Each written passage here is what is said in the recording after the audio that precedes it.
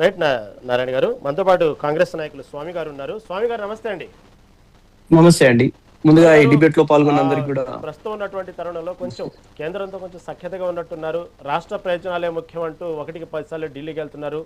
పెద్దన్న పాత్ర పోషించాలని అడుగుతున్నారు. కాబట్టి ఎవరేమనుకున్నా 14 సార్లు కాదు, 1400 సార్లైనా తిరుగుతాను రాష్ట్ర ప్రయోజనాల కోసం అంటున్నారు. మళ్ళీ ఇలాంటి తరుణంలో మళ్ళీ రేపు రాబోయేటువంటి పార్లమెంట్ సమావేశంలో రాష్ట్రాల కోసం గట్టిగా నిలదీసే పాత్ర ఏమైనా ఉందా? లేకపోతే అందరితో పాటు జరుగుతున్నటువంటి విషయంలో మొన్నటికి మొన్న ఏదైతే మహిళా బిల్లు మీద వ్యతిరేకించారు, వాస్తవంగా ఇందాక చెప్పినట్టు మన నారాయణ గారు చెప్పినట్టు డీలిమిటేషన్కి ఇటు పక్క మహిళా బిల్లుకి రెండు ఒకేసారి పెట్టడం అనేది ఎంతవరకు సమంజసం? మళ్ళీ ఈసారి ఎలా ముందుకెళ్తున్నారు పార్లమెంట్ సమావేశాల విషయంలో? ముందుగా డిబేట్ లో పాల్గొన్న అందరికి నమస్తే అండి.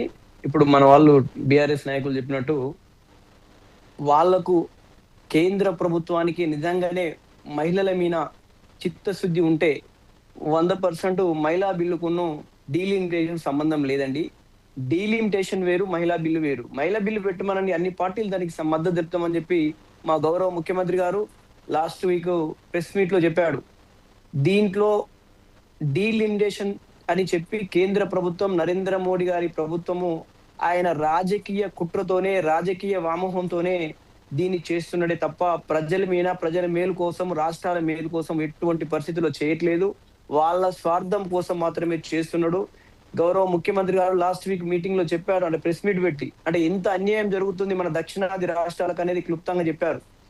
అక్కడ వాళ్ళు ఉత్తరాది రాష్ట్రాలలో ఇప్పుడు మన వాళ్ళందరూ చెప్పినట్టుగా కుటుంబ నియంత్రణ అనేది జనాభాను తగ్గించాలనే ఉద్దేశంతో అప్పుడు ఏదైతే చేశారో 50 సంవత్సరాల కిందటి నుంచి జరిగిందో దాన్ని తూచా తప్పకుండా మన దక్షిణాది రాష్ట్రాలు పాటించాయి. పాటించడం వల్ల మన దగ్గర జనాభా తగ్గింది. ఆ ఉత్తరాది రాష్ట్రాలు దాన్ని పాటించగా అక్కడ జనాభా పెరగడం వల్ల మన ప్రాతినిధ్యం లేకుండా, దక్షిణాది రాష్ట్రాల ప్రాతినిధ్యం లేకుండా వాళ్ళు ప్రభుత్వాలను ఏర్పాటు చేసుకోవడానికి ఇది ఒక కుట్ర జరుగుతుందని చెప్పి ఇది అందరికీ తెలిసిపోతుంది. కాబట్టి దీనికి మా కాంగ్రెస్, మా ప్రభుత్వం పూర్తిగా వ్యతిరేకిస్తుంది. ఎందుకంటే దక్షిణాది రాష్ట్రాలకు చాలా అన్యాయం జరుగుతుంది అని చెప్పి మేము క్లుప్తంగా తెలియజేస్తున్నాం. దీంట్లో రాజకీయ కుట్రతోని మాత్రమే దీన్ని చూసుకుంటూ మన ప్రాంతానికి ప్రాతినిధ్యం లేకుండా, మన ప్రాంతాలలో రాజకీయంగా చాలా వెనుకబడి, రాజకీయాలనే వెనుక నొక్కడానికే ఇట్లాంటి డీలిమిటేషన్ చేస్తుండని చెప్పి మా కాంగ్రెస్ పార్టీ ద్వారా మేము క్లుప్తంగా తెలియజేస్తున్నాం. అదే విధంగా చేస్తే ఇప్పుడు మన వాళ్ళు చెప్పినట్టుగా చేస్తే గతంలో ఏ పద్ధతులను అయితే చేసిండ్రో, ఇప్పుడు మన దక్షిణాది రాష్ట్రాలు, ఉత్తరాది రాష్ట్రాలకు, దక్షిణాది రాష్ట్రాలు ఫైనాన్షియల్ గా, తర్వాత అనేక రకాలుగా మనం జిఎస్టి ద్వారా కావచ్చు, అనేక రకాల పన్నులు దేశంలో అత్యధిక మన దక్షిణాది రాష్ట్రాల నుంచే ఎక్కువ ఫండింగ్ మనం ట్యాక్స్ కడుతూ ఉంటాం. అనేక రకాల బిజినెస్లు, ఉద్యోగరీత్యా అనేక రకాల ఎంప్లాయ్మెంట్ కల్పిస్తున్నాం. మన దక్షిణాది రాష్ట్రాల్లోనే ఎక్కువ ఎంప్లాయ్మెంట్ ఉంటుంది.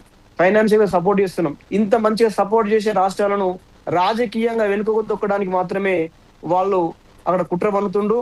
అంటే రాజకీయంగా అక్కడ దేశంలో గవర్నమెంట్ ఫామ్ చేసి మనల్ని వెనక్కు దొక్కడానికి చేస్తుండని చెప్పి ఇక్కడ ప్రజలందరికీ దేశమంతా అర్థమవుతుంది. కాబట్టి దీనికి కాంగ్రెస్ పార్టీ పూర్తిగా వ్యతిరేకంగా ఉన్నది. మేము దానికి మద్దతు తెలుపమని చెప్పి గౌరవ ముఖ్యమంత్రి గారు చెప్పడం జరిగింది. మేమంతా కూడా ఏకకంఠంతో చెప్తున్నాం.